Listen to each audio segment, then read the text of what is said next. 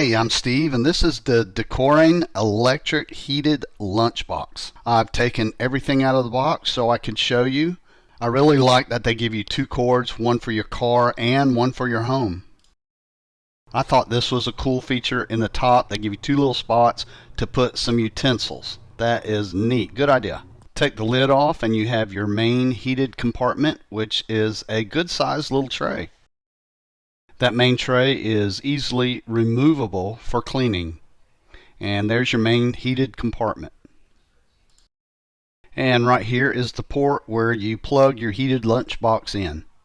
And here's a look at the two cords, and like I said earlier, I think this is a great feature. Plug it in your vehicle or your home. It's got 4 snaps on the top to keep everything secure, so even if it did tip over, it's not going to spill out.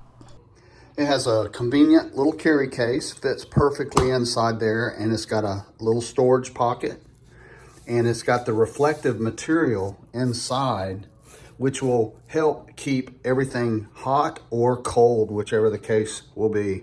So this is a fantastic little electric lunchbox.